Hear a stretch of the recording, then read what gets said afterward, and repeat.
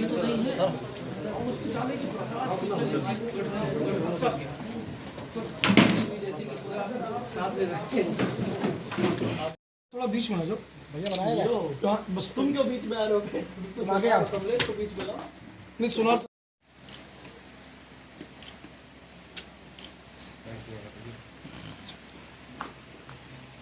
कि 12/5/2024 को मोहनलालगंज में एक मुकदमा लिखा गया है जिसमें महिला सुबह सुबह टहलने गई। उसी का बगल में खेत था, किसान पथ के बगल में, तो वो अपने खेत के पास बैठी थी।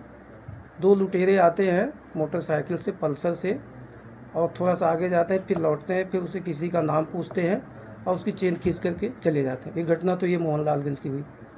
18/5 को कृष्णानगर में इसी तरह से ये एक महिला अपने घर में थी। वो निकलती हुई घर से बात करती हुई बाहर आके चबूतरे में बैठ गई।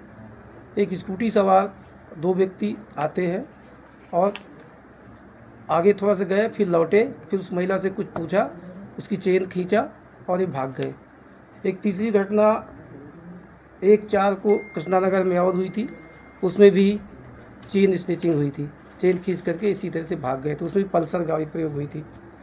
तो ये चूँकि 3 घटनाएं लगातार हो गई, इन घटनाओं को चैलेंज में लेते हुए हमारी जो टीम पुलिस साउथ की पुलिस की टीम है, साउथ जोन की, वो कृष्णानगर सर्विलांस ये सब लगी थी। और इसमें जो मुलजिम पकड़े गए उसमें एक कमलेश तिवारी है और जो दौलतगंज ठाकुरगंज का रहने वाला है, और दूसरा सलमान अली है, वो भी वहीं का रहने वाला है। एक नदीम है जो चौक का रहने वाला है, और एक अनुज रस्तोगी है। ये पकड़े गए हैं। तो जो इसमें अभियुक्त हैं, मुख्य अभियुक्त हैं, वो कमलेश तिवारी और सलमान है, जो चेन स्नेचिंग का काम करते हैं। इनकी लंबी चौड़ी क्रिमिनल हिस्ट्री भी है, पहले भी ये जेल जा चुके हैं लूट में और चोरी में, और इन पर गैंगस्टर भी लगा हुआ है। ये अभियुक्त चोरी की या किसी से मांग के बाइक का प्रयोग कर, बाइक या स्कूटी प्रयोग करते हैं। इस घटना में एक स्कूटी जो प्रयोग की गई वो नदीम की है। नदीम 2 काम करता है, एक तो स्कूटी उपलब्ध कराया, दूसरा नदीम फिर जो ये सामान लाते हैं उसको बेचने का काम करता है। अब बेचता किसको है? एक अनुज रस्तोगी है, उस सर्राफ है, उसको बेचता है। तो अनुज रस्तोगी से को भी गिरफ्तार कर लिया गया है, उसके यहाँ से बरामदगी हुई है।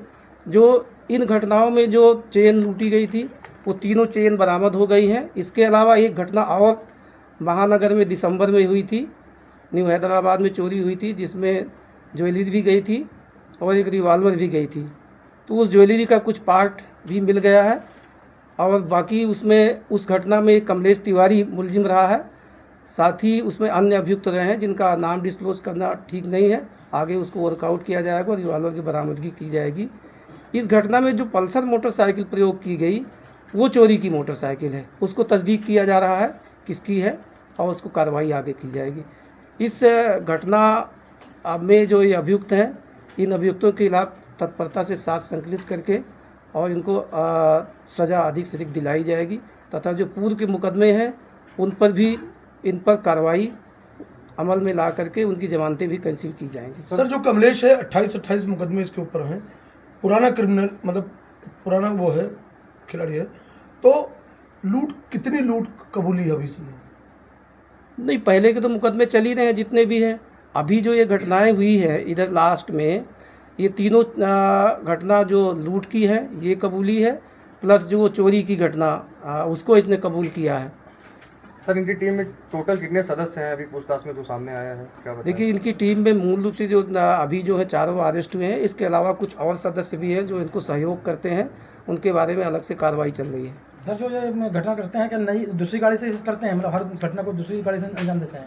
2 घटनाएं जो किया एक ही गाड़ी से यूज़ किया, जो चोरी की पल्सर थी, और एक घटना स्कूटी से किया है। इसके पहले भी घटनाएं किया। सर, ये जो ज्वेलर है, ये जो उनका माल खरीदता था, इसके पास से कोई बड़ा माल बरामद हुआ है क्या? हाँ, ये ज्वेलरी बरामद हुई है। उसमें से कुछ ज्वेलरी, जैसे ये महानगर की जो घटना थी, वो तो उसी के यहाँ से बरामद हुई है। सर, चारों का कनेक्शन क्या है? कब पहली मुलाकात हुई और कैसे? ये आपस में दोस्त हैं और सभी एक साथ उठते बैठते हैं, और चूँकि काफ़ी क्या ये नशेड़ी टाइप के भी लोग हैं क्या? नशे की वजह से किस लिए? शराब भी पीते हैं और इस तरह से अवैध कमाई करके उसको नशे में उड़ाते भी हैं। अब जमानत जिन लोगों ने लगातार लिया है उसकी छानबीन की जा रही है, उनके खिलाफ भी कार्रवाई की जाएगी। सर अपराध करने के बाद ये शहर में ही रुकते हैं या शहर छोड़ देते हैं?